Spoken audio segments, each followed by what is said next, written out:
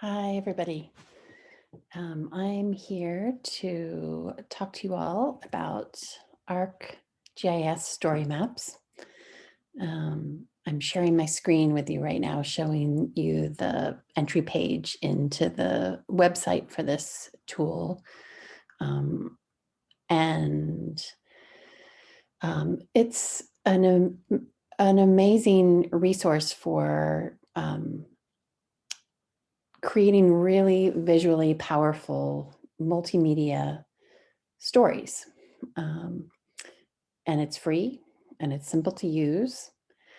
And the narratives that you can create allow you to showcase your research and your visual analysis in a professional format, just as you would a research paper, a PowerPoint presentation, or an exhibition even. And once published, you can share it with just a URL link. You can embed it in websites, and it allows you to work with this, again, very visually powerful tool. You can use maps if you want. You do not have to. It's often useful to spatialize your work, and I'll talk about that a little bit later on today. But the using a map is entirely optional, even though this is made by ArcGIS and it's called StoryMaps. But really, I've had students had great success in the extraordinary detail you can create working on just a straight formal analysis, as well as exhibitions and much more sort of complex research papers.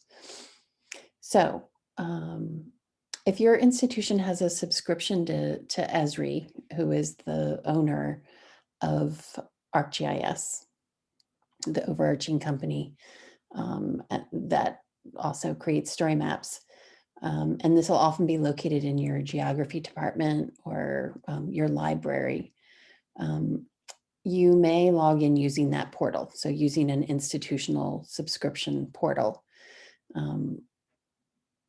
This option allows you not far, but more robust choices in how you create these exhibits. So if you have an institutional account, that could be a real resource for you. The issue that I found here when I was working with VCU in particular is all of my students lose their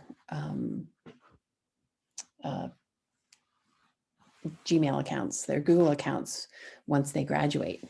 And so that means that all of the work that they put into any of these story maps is lost at that point, because it disappears because they no longer can have their institutional account. So there is a public and still entirely robust and useful choice in terms of the kind of account that you could use. So I really do actually recommend the public version almost more than the institutional, unless you're where you're going to be for the rest of your life and this is going to keep on working, because you don't want to lose that work. It has slightly fewer options, but is still incredibly rich digital stories can be created from the public account. Since for our purposes, your story map will essentially be a more full version of a research paper you've written or have yet to write. The ingredients that go into a paper are what you will need at hand to build your story map. You'll need a written text. You'll need the citations that point the reader to your sources. And while StoryMaps has a good selection of themes into which you can insert your text, it's with the visuals that you can really make your story map shine. So yeah, there's a lot you can do with text, but it's really the media that makes story maps exceptional. So you'll also have to have a good set of relatively high quality images. In the post that I'm going to publish on my website and make available to workshop participants, I've linked a really good explanation of image type, image quality, and image size from their blog, from Esri's StoryMap blog. You'll also need a good title and a sense of the trajectory of your narrative or of your argument. Obviously, you'll want all of these elements to work in tandem and to make your story map or your story even as compelling as it can be. And again, on my website and in the document I'll link out, I have another entry from their blog, planning and outline your story map, how to set yourself up for success. And it's just a useful tool for thinking about creating a story, which many of you know how to do already, I realize. So once you're ready to begin building, you need to create an Esri account from the ArcGIS StoryMaps sign-in page, which I have here in front of you, and you've been watching for a little while. Esri provides you with also with a recently updated guide to the basics of creating a story map called Getting Started with ArcGIS StoryMaps. Yeah, it's here, this one. So we're way down at the bottom, but this is the top of it. And again, I've linked that in materials that I'll have on my website and share with you. So what I'm also going to link to are a few projects that recent projects that students have made that really illustrate the kind of array of kinds of projects you can work on. I know a lot of people are thinking of virtual exhibits as a, using art steps that Liz Lastra is talking about in the workshops as a really important tool, but I think StoryMaps has a role to play in that world of virtual exhibits as well. So, and I love art steps. So it's, I just think that there's a lot you can do with ArcGIS StoryMaps. Okay, so let me log in. And you'll have to set up an account, obviously. Excuse me. But it's a simple process. So we can work on that together if we need to. Always get in touch with me if you have questions about this. What you'll want to do, of course, is create a new story, which is up here in this button on the top right.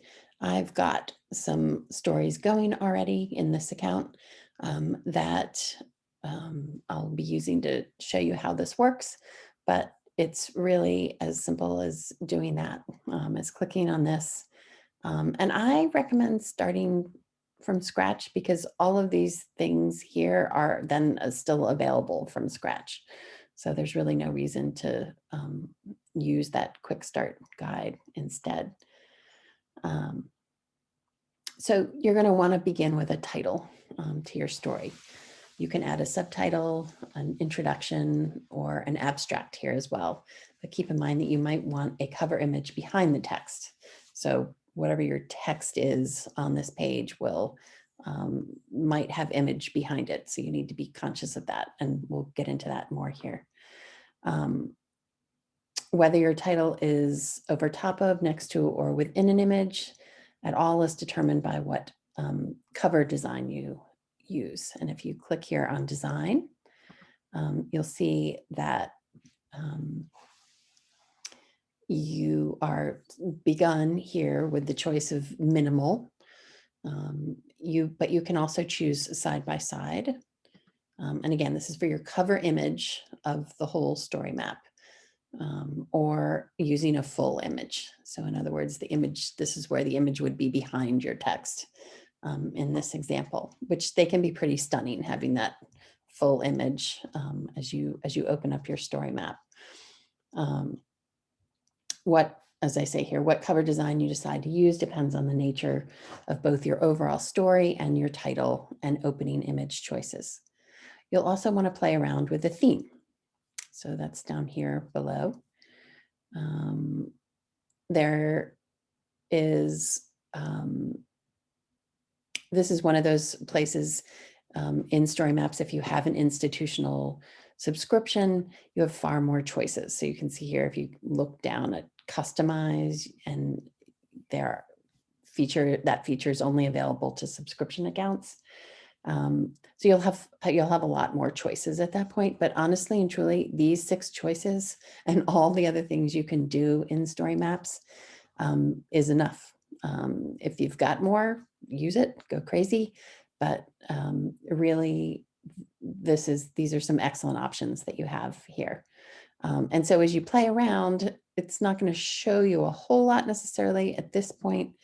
But once you start to add in text and images, you'll be able to see how these different themes really interact differently with the images and text that you've chosen here. So I've showed you the 3 different choices for how you would design your cover. I've also shown you the themes here. I'll point out that there are these optional story sections here, which I'll come back to in a minute. But they're also important to how you build your story here. So once you've begun your story with your title and your opening text, you want to add a cover image or video. So what I'm going to do now is go out of here, and you can see I now have 2 untitled stories, but I'm going to go into one that I've actually mocked up a little bit here for you. And you can see part of what I've done is I've added a title. So from that same spot that you could see a moment ago, in either of these untitled ones, you just type in your title here, and it comes out in that fashion that you can see in the Mapping the Medieval Women version of this story map. You can also add in, as I said, an abstract, an introduction, a very brief summary of your work here. It'll end up being dated the date you publish it here, but you can also adjust your name, like mine has Chapman in the middle of it when I add it in. And this is also where you, after you've added in the text here, you begin adding in images. You can also add in video, which will just loop. Whatever you've put in will continue to loop, but that's definitely an option if you have video that you would rather use than just a still image. There will be no sound that comes out of it. It'll just be the video playing. But let me go back again and show you again from my mocked up version here that you have the choice, of course, of bringing in that image.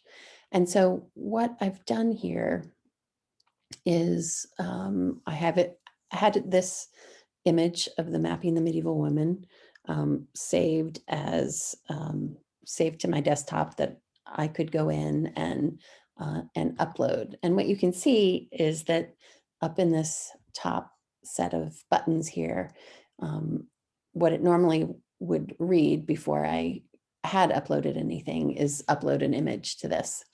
Now at this point it's replace image instead, but this is the site where you would click on to bring that image into the either background or side by side or below the title in this, again, in this opening portal.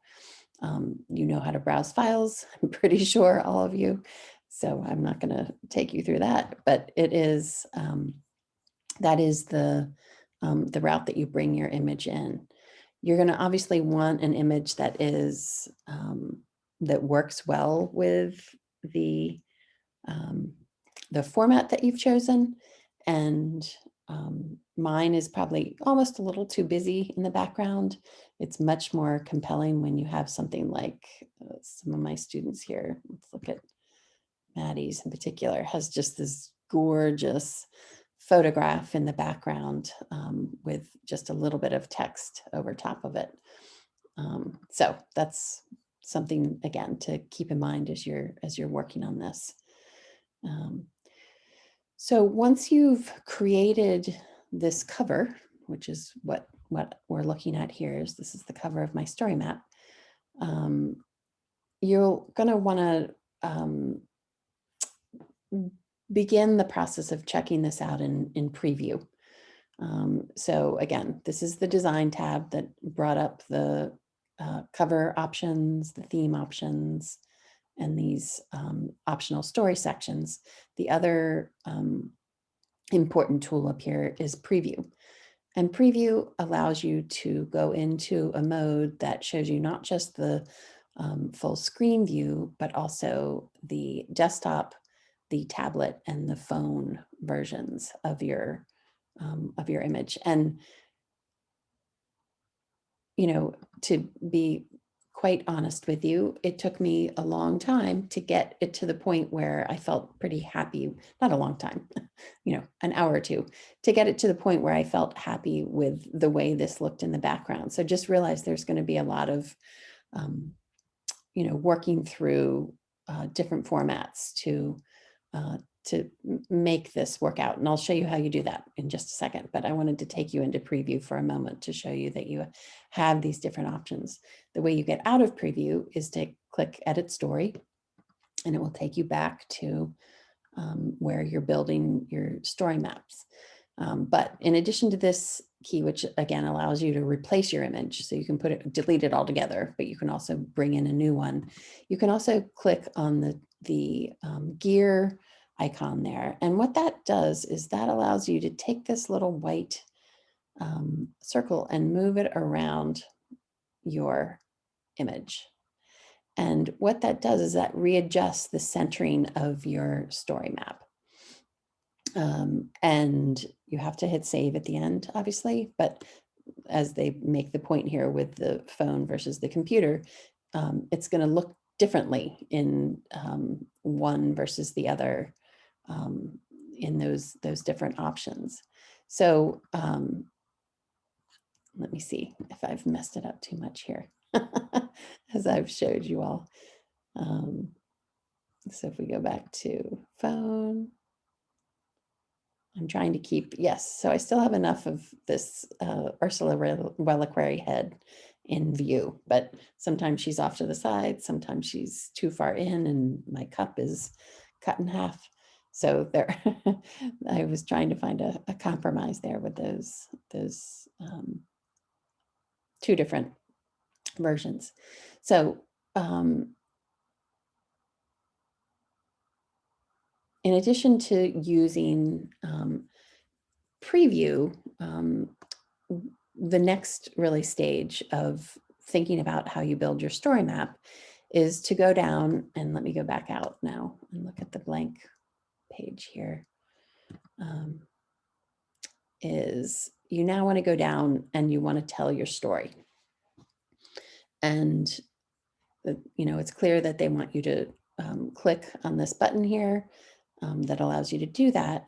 And what that will do is pull up a menu of options that Esri calls the block palette. And the block palette is, you can scroll in the block palette itself. Each of these requests or each of these media choices has its own explanation here. If you hover over it or you don't want to click on it because that will choose it. But if you hover over it, you can see a couple of these are grayed out for me. They're not choices. And that's because, again, I'm using a public account here. So these are the things that you won't be allowed to use if you're using a public account. But most of them are. Most of the things are available.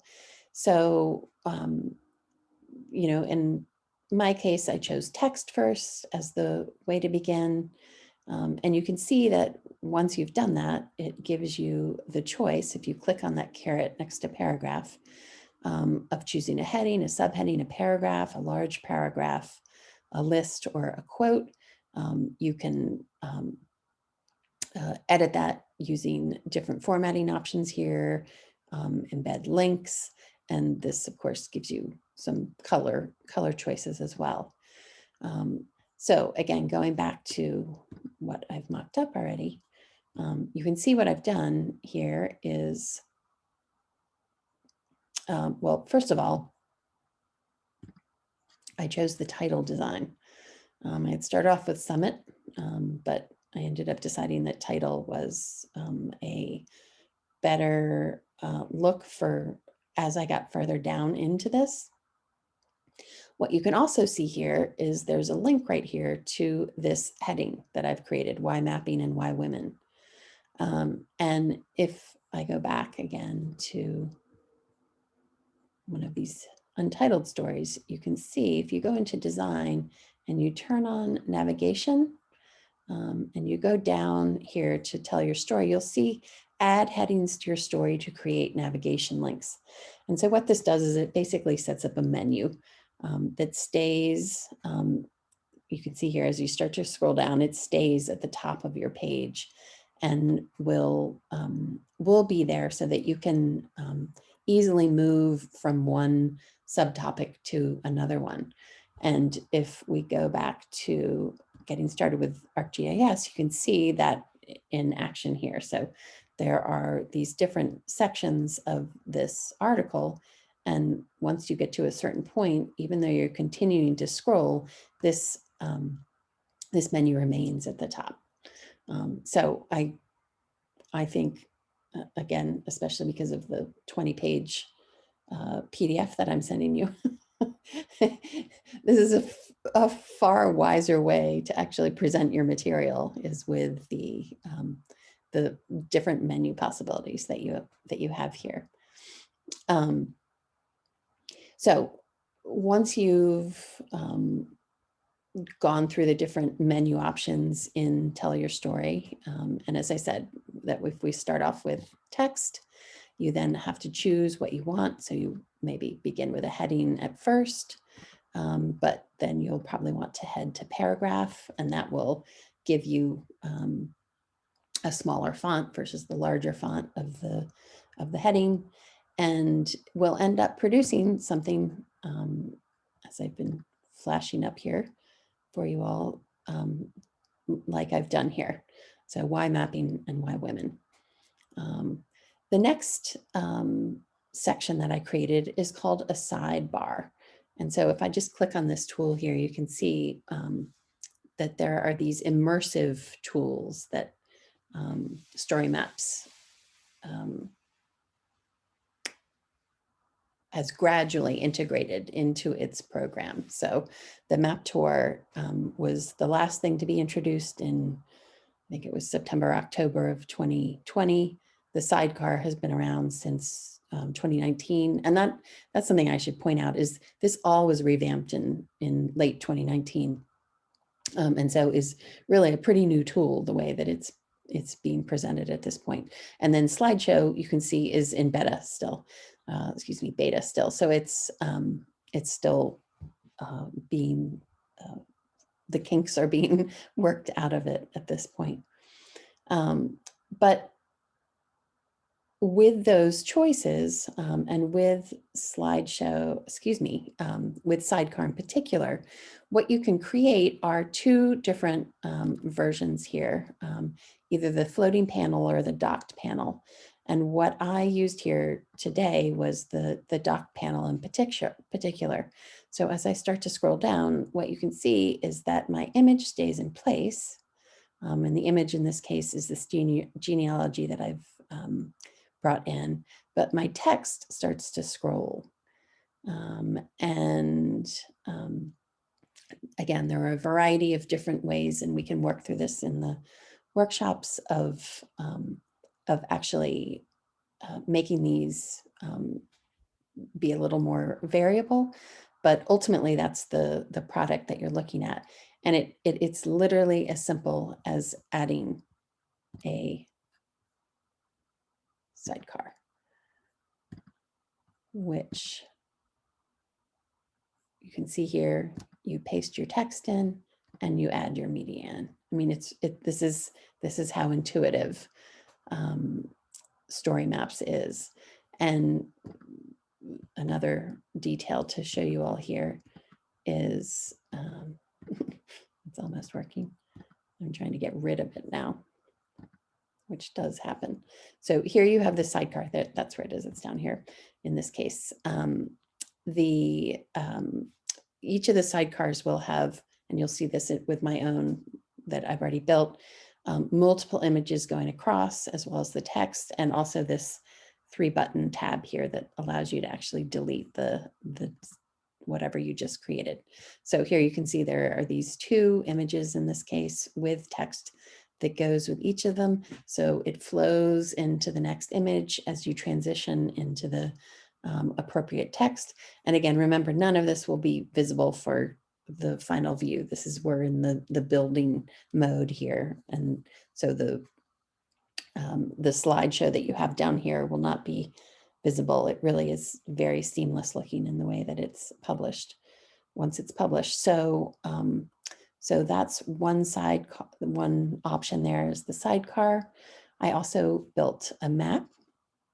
And in this case, what I'm showing you is the woman who I am focusing on for this, this presentation that I'm building, Marie of Brabant, chose during the course of her long life, which was mostly as a widow, to build foundations that linked her natal lands, which were up in Brabant, in Louvain, to her marital lands, because she married the King of France. And what she did was, these are literally the roads that run between these 2 lands she built, and this is what I've been able to unearth. At least there are probably were more originally, because this is about a day's horse ride here between Noyon and Saint Quentin, is hospitals, chapels. She commissioned shrines. She put stained glass in buildings. She ordered sculpture to be made in these places along this road between the two areas. So she was, linking herself between these 2 worlds, in which she, had one foot in each of them, and kept herself present at all times through the way that she organized her commissions, which is, again, the thesis of this.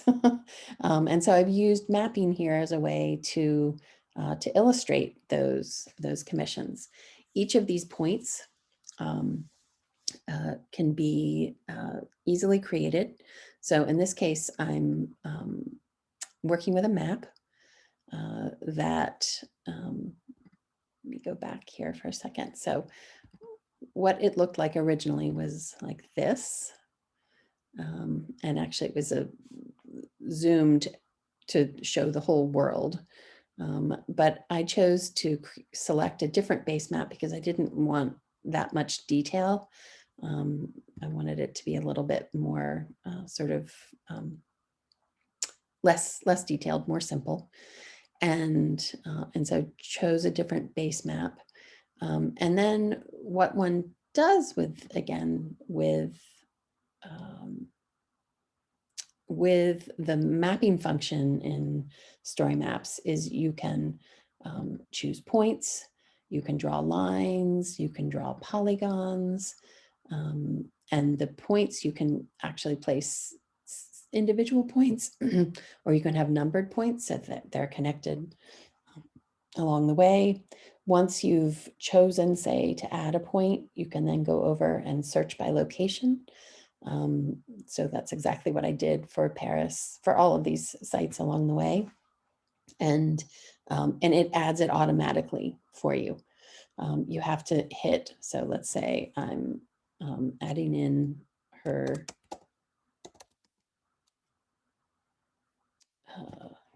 main site of her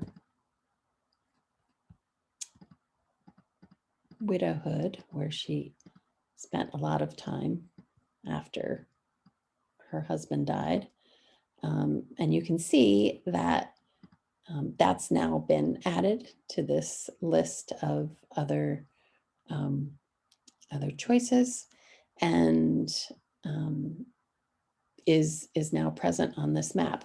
What you want to do is have it exactly at the zoomed level that you want it to look like, and then hit done at that point. So again, you're adding in new points. You can add in a whole series of other functions as well, but you want to have the image at the exact zoom level that you'd like it to show up in your story map, and hit done at that point, and it will keep it at that level rather than zoomed in or zoomed out like it might be otherwise. So as you can see, just from these few examples that I've shown you here, this is a tool that allows you to do a great deal with it. And again, I haven't even been through all of the options that you have, but there are enormous possibilities in terms of incorporating some, really rigorous research and sort of complexity that you have in a traditional paper, but made very, very visually striking with this tool. And ultimately, it's just a lot easier to share as well, especially for students. Handing a paper for someone to especially if it's physical, to work through, versus something that can be very visually striking, like these story maps are, containing exactly the same material, exactly the same important research, is, I think, something for us really to think about in not just maybe even academia, but that's where I am right now in academia, as a way for students to build their portfolios and make them more viable on the job market with these tools. This is not the only one I use by any means, but it is one of my favorites right now. So I look forward to meeting with all of you in the future, and please get in touch if you have any questions in the meantime, and I will see you at our different workshop times. Okay, thanks everyone. Bye.